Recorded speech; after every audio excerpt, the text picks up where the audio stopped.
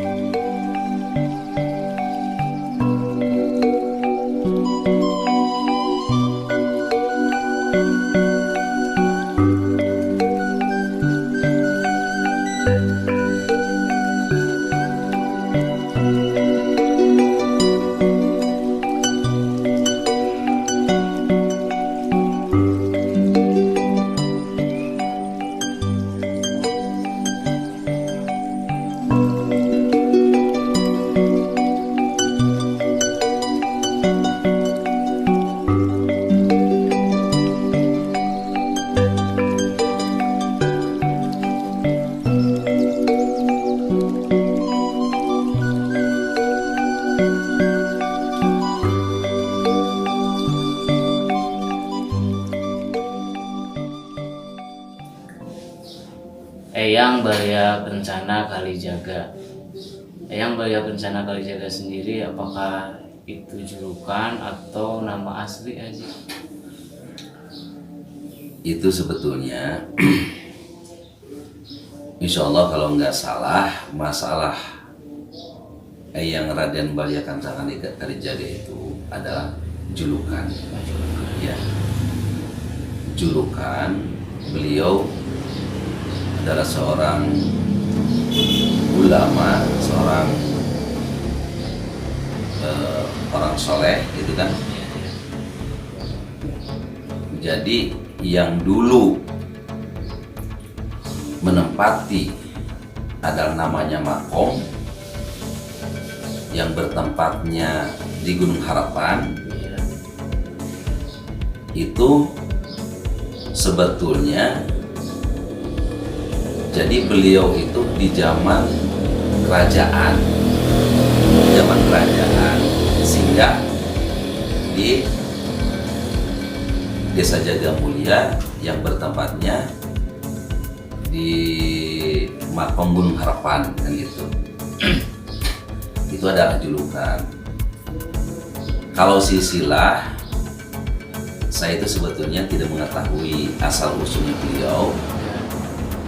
Cuman hanya waktu dulu sepuh-sepuh yang memberikan nama terhadap anak cucunya, beliau adalah dipanggilnya Buyut Raden Balya Kencana Kalijaga. Kalau disesuaikan dengan Kalijaga, memang ada kali kan di sana, harus menyeberang dulu. Nah, kalau sedangkan dengan jaga adalah jaga mulia. Nah, itu Berarti ada sangkutan dengan tempat gitu. Atau ada tempat dan sesuai dengan kenyataannya gitu. Jadi ada kali, terus di sini jaga adalah jaga mulia dan itu jaga mulia. Semoga saja dengan nama beliau itu, walaupun julukan, sesuai dengan tempat, Jaga Mulia ini adalah terjaga dari segala sesuatunya, dari akidahnya, dari kelurusan keimanannya, keislamannya. Makanya kalau orang-orang datang untuk menjerohi beliau, mesti harus melewati kali dulu. Di sana harus berwudu dulu, bersuci dulu. Nah gitu, menghadapi beliau. Jadi tidak sembarangan kan gitu. Jadi untuk melengkapi atau menyucikan dohir dan batin, gitu kan. Nah itu. Kalau untuk nama asli beliau siapa? Saya itu terus terang aja, kalau masalah aslinya itu saya tidak mengetahuinya dengan pasnya. Tapi kalau julukan dari kesepuhan dulu, dari juru kunci dulu, yaitu Buyut Raden Balia Kencana Kelita. Walaupun misalkan ada nama asli pun juga, saya tidak akan memberikan untuk membuka masalah urusan ini, karena harus ada silsilahnya gitu kan. Mudah-mudahan gitu kan. Dan itu. Untuk Gunung Harpan sendiri, apakah ada maksud tertentu dengan nama Gunung Harpan? Iya. Gunung itu artinya adalah tanah yang tinggi kan. Ya. Untuk disinggahi beliau di tanah yang tinggi itu adalah menimbulkan atau mengisyaratkan derajat, ya, martabat dengan ketinggian martabat beliau. Makanya ridho, harapan itu banyak harapan. Jadi orang harapannya ingin selamat, ingin dapat ridho Allah, kan gitu. Ya, pokoknya semua harapan-harapan itu untuk kemanfaatan, kemaslahatan dunia akhirat, untuk keselamatan dunia akhirat, ya mungkin harus datangnya dengan wasilah kita menziarahi karomat-karomat waliullah dimanapun berada. Sebab rata-rata orang-orang yang soleh, waliullah, biasanya tempatnya itu di dataran yang tinggi gitu, di gunung-gunung kan, yang tidak diketahui oleh orang-orang. Cuman hanya terbukanya ini mungkin ada ilafat, ada ilham kan gitunya, ada isyarah kan gitu. Harus mendatangi ziarah. Memang banyak secara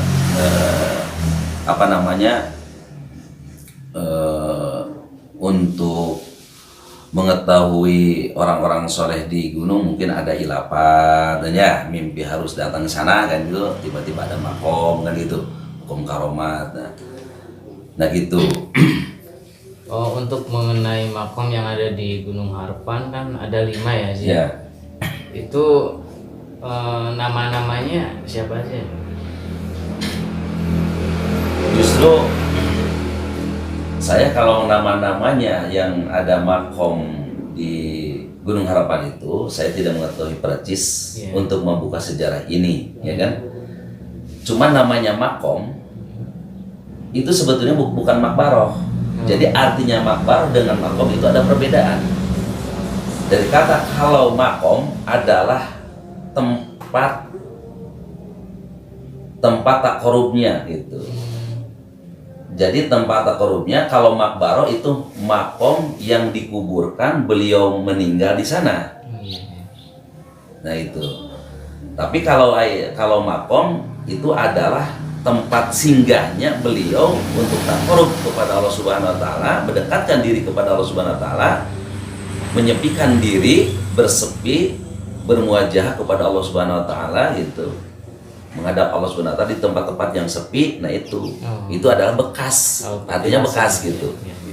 Kalau makbaroh adalah beliau meninggal di sana dikuburkan gitu dengan jasadnya gitu.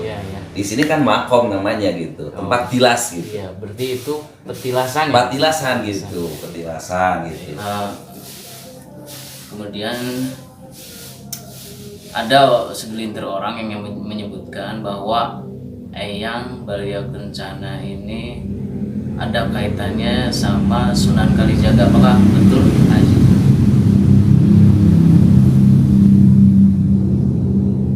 Itu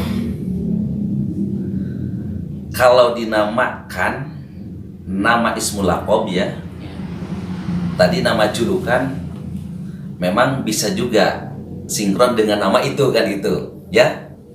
Tapi kalau masalah jasad wallahu alam, tidak mengetahuinya kan gitu. Ya mudah-mudahan saja memang ini tadi juga dibicarakan tidak ada silsilahan yang pasti, kan harus ada silsilahnya gitu kan. Jadi turun menurunnya dari atasnya ke bawah, cuman hanya saja ini mah jadi mengikuti jejak langkahnya kesepuhan dulu kan gitu. Iya. Tapi sudah mengatakan banyak orang yang meriwayatkan, yang membicarakan di zaman dulu dengan karomatnya waliullah buyut di sini itu timbul dengan karomatnya beliau, sehingga diadakan katanya sih bila mana orang mau mencalonkan misal kepala desa atau apa di daerah setempat gitu ya, di desa sendiri, maka datanglah sinar-sinar muncul dari tempat tersebut gitu. Yang dikatakan pulung itu ya, yang dikatakan pulung itu kan. Ya. Jadi begitu datang masuk ke rumah, kalau 3 misalkan calon 3 dimasukkan. Cuman kalau misalkan jatuh di satu tempat itu cahaya sinarnya itu hilang di sana, itu yang akan terjadi katanya gitu. Itu satu. Yang kedua, bila mana tidak terlihat oleh masyarakat bahwa ada sinar yang masuk kepada calon yang 3 mau misalkan jadi kepala desa, hanya saja misalkan tiga orang, sinar yang meletus dari bawah ke atas menyinar. Kalau orang yang misalkan nomor 3 yang akan dapat itu 3 kali sinar muncul dari bawah, masih tempat juga. Jadi tidak masuk ke rumah karena orang mengintai gitu, orang untuk ingin melihat namanya pulung, karena itu kan hal gaib, mungkin sudah mengetahui tidak keluar, tapi cuman isarahnya ada di tempat tersebut gitu. Memang itu yang sudah saya memang lihat dengan mata sendiri, bahwa ada munculnya cahaya lebih daripada baterai, cahaya yang begitu nyinar. Kalau misalkan kedua itu nomor 2 misalkan 2 kali gitu munculnya gitu. Seperti itu. Kalau pulung sendiri itu sebetulnya tidak semua orang melihat, cuma hanya orang-orang tertentu saja yang Allah berikan untuk memperlihatkan itu pulung gitu. Jadi gitu. Makanya tidak bisa untuk diintai atau diintip bagaimana caranya, tidak bisa gitu. Walaupun banyak orang pun juga hanya satu yang mengetahuinya. Bahkan pulung, kalau misalkan kita rame-rame ingin tahu pulung, masyarakat berbondong-bondong melihat untuk keluarnya sinar itu namanya pulung, itu tidak akan keluar. Cuman hanya memberikan isyarat di tempatnya sendiri itu. Untuk makam keramat di sini ya, apakah ada larangan-larangan tertentu untuk peziarah yang mau berziarah di makam keramat ini? Ya, ada larangan-larangan tertentu. Apa yang larangan tertentu? Jadi untuk larangan yang pertama adalah tidak boleh untuk meminta-minta kepada sohibul makbarah atau sebul makom yang ada di tempat, ya, itu tidak boleh, karena ini melibatkan kemusyrikan. Ya. Jadi datangnya ke sana itu, kita berziarah itu mendatangi tempat beliau itu adalah mendekatkan diri kepada Allah dengan wasilahnya berdatang kepada Sohibul Karomah, yaitu berzikir kepada Allah. Berzikir satu, yang kedua kita harus bertafakur. Iya.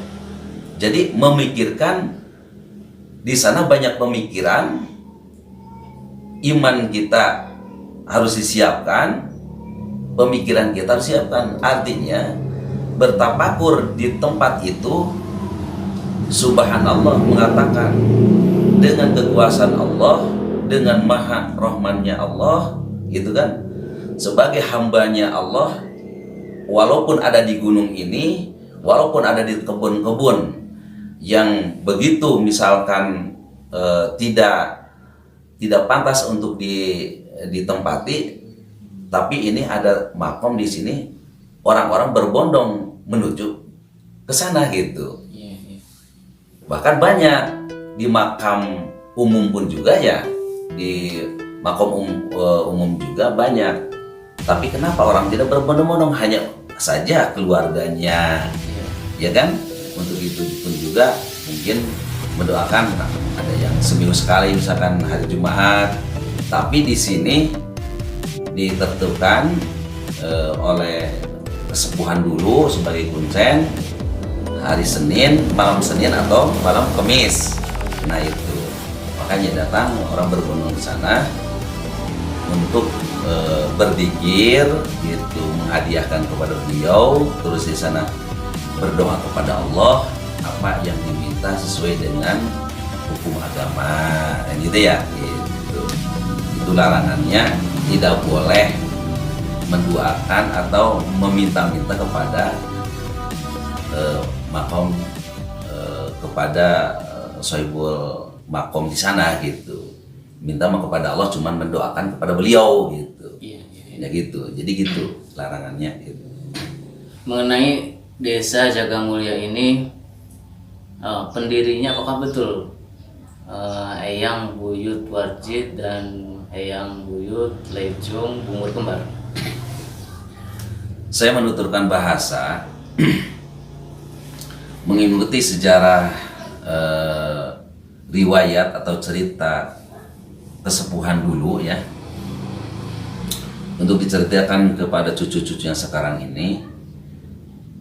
Memang Buyut Lenjong Bungur Kembar itu memang pendiri Desa Jagamulya yang mendirikan pertama kan itu, dengan Buyut Warjid kan gitu. Iya, iya. Sejarahnya. Kalau kenapa Desa Jagamulya ini tidak bisa diganti dengan nama yang lain? Karena sebelumnya mendirikan beliau yang kedua, kesepuhan Desa Jagamulya ini sudah ada namanya tadi Eyang Raden Balia Kencana Kali Jaga. Iya, iya. Cuman jadi meneruskan bahasa atau kata-kata kesepuhan yang sudah singgah beliau yang adanya di tempat di Gunung Harapan. Pasti gitu. Jadi makanya tidak bisa untuk diganti lagi. Berarti Eyang Balia Kencana Kalijaga ini lebih dulu daripada Iya. Buyut-Buyut Lenjong Bungur Kembar.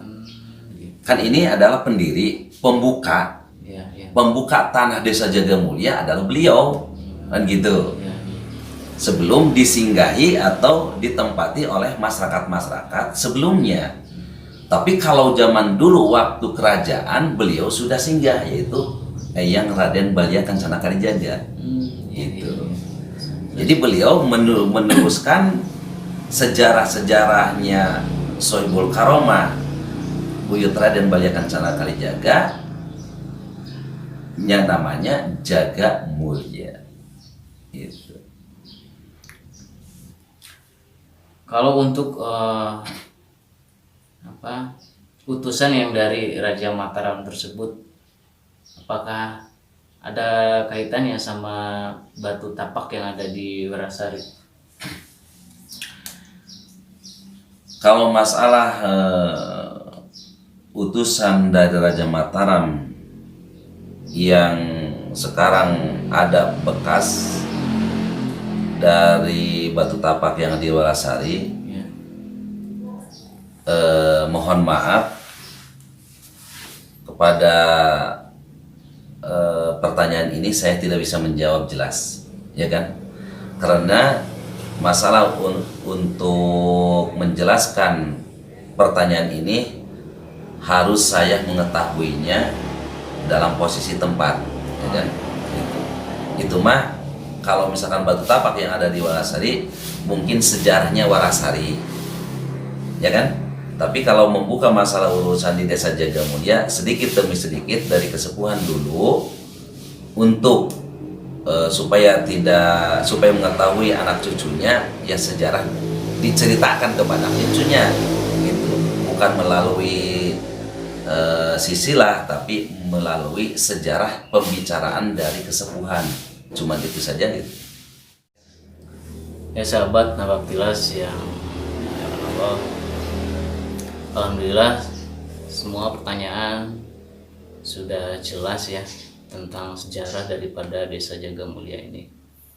Nah, untuk selanjutnya mungkin ada pesan-pesan moral yang ingin disampaikan oleh beliau ya selaku juga penjaga makam keramat Gunung Harapan. Silahkan Haji. Terima kasih kepada rekan-rekan Ikhwan-Ikhwan yang sudi untuk membuka sejarah-sejarah orang-orang soleh dari zaman dulu. Alhamdulillahirrabbilalamin. Semoga dengan rahmat dan ridho pertolongan Allah SWT semuanya dibukakan oleh Allah Subhanahu wa taala, menambah keyakinan dan keimanan kepada Allah Subhanahu wa taala, juga tidak melepaskan sejarah-sejarah ini, tidak menguburkan sejarah-sejarah ini. Kami di sini selaku sebagian untuk merawat Sohibul Karomah Gunung Harapan, kami mengajak kepada seluruh umat muslimin wal muslimat, mumin wal muminat, khususnya di desa setempat di sini, kepada para kiai, para ustadz, para tokoh agama, masyarakat, aparatur pemerintahan desa, semuanya, muda, mudi, tua atau muda, yuk kita sama-sama untuk menjalankan perintah Allah dan sunat Rasulullah, untuk menziarahi karomat-karomat waliullah, terutama yang ada di Desa Jagamulya ini. Memang di sini adalah seorang waliullah, orang soleh, dan gitu. Jangan sampai terjadi hal-hal yang punya hati negatif, ya. Jadi Allah sudah menyimpan orang soleh di sini untuk menjaga tempat atau tanah itu. Jangan sampai dilewati. Kalau kata bahasa Sunda, kudu nete taraje nincak hambalan. Artinya kita harus minta ridhonya kepada orang tua, minta izin mau kemana saja, minta ridho dan izinnya dari kedua orang tua kalau masih ada. Kalau sudah tidak ada, kita ziarahi kedua orang tua, dan aki, nenek, kakek kita jangan dihilangkan, jangan dilupakan untuk diziarahinya, didoakannya. Yang kedua, ziarahi, datangi tempat karomat setempat sebelum mendatangi karomat yang jauh. Nah, itu artinya kita itu harus punya adab-adaban atau tata krama sopan santun. Insya Allah barokah, Allah akan menyertai kalian semua gitu. Insya Allah gitu. Karena apa? Karena agama pun juga yang lebih mementingkan adalah tetangga. sebelum yang jauh. Walaupun yang jauh keluarga, tapi tetangga dulu kita hargai. Nah ini hargailah karomat-karomat setempat, jariyah karomat-karomat setempat sebelum datang ke yang jauh gitu kan. Itu ada perintahan, itu adalah tata keramanya. Dan mau kemanapun juga silahkan, tanpa dengan ridhonya orang tua, tanpa tidak ada izin orang tua, jangan berangkat, ya kan? Segitu, cuman hanya segitu yang disampaikan. Marilah kita bersama-sama untuk mengingat, untuk berzikir kepada Allah di tempat-tempat karomat. Jangan salah ucap, jangan salah tingkah untuk mendatangi karomat. Hanya kita ingin mendapatkan ridho dan rahmatnya Allah Subhanahu wa taala untuk keselamatan di dunia dan di akhirat, untuk mendoakan anak kita supaya menjadikan anak keturunan kita yang soleh, yang solehah semuanya gitu ya kan. Juga di desa-desa atau di kampung-kampung supaya ada ketenangan, ketentraman, keselamatan dari segala bencana. Sekian dan terima kasih.